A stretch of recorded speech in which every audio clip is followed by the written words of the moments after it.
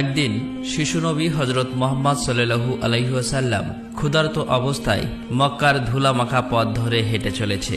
কিছুটা দূরে ছিল আবু জাহেলের খেজুর বাগান। আবু জাহেল এক ইহুদি ব্যক্তিকে নিয়ে খেজুরগুলো একটি বস্তায় ভর্তি করছিল। শিশু নবী মুহাম্মদ সাল্লাল্লাহু আলাইহি ওয়াসাল্লাম তখন ক্ষুধার্ত ছিল, তাই ক্ষুধা নিবারণের জন্য দুটি খেজুরের আশায় আবু জাহেলের খেজুর বাগানের দিকে যেতে লাগলো।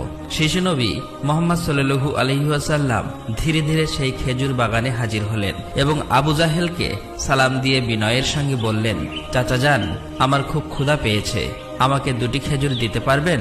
তখন আবু জাহেল তাচ্ছিল্য ভরা চোখে তাকিয়ে বলল, হে মুহাম্মদ, তোমাকে খেজুর দিতে পারি, কিন্তু একটি শর্ত আছে। ওই যে ব্যক্তিটি দাঁড়িয়ে আছে তার কাছে বস্তা আছে, ওইগুলো তুমি মাথায় করে নিয়ে আমার বাড়িতে দিয়ে আসো, তাহলে তুমি খেজুর পাবে। তখন শিশু নবী সাথে সাথে ওই ইহুদি ব্যক্তির কাছে চলে গেলেন। ইহুদি লোকটি তাকে অবাক হয়ে দেখে বললেন, হে বালক মুহাম্মদ, তুমি কি জন্য এসেছো? শিশু নবী মুহাম্মদ সাল্লাল্লাহু আলাইহি ওয়াসাল্লাম বললেন, আমি এই বস্তা মাথায় করে নিয়ে যাব।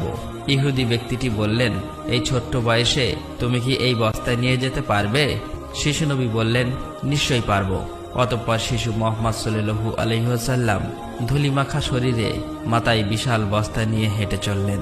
ছোট্ট ছোট্ট পা, ক্লান্ত দেহ, কিন্তু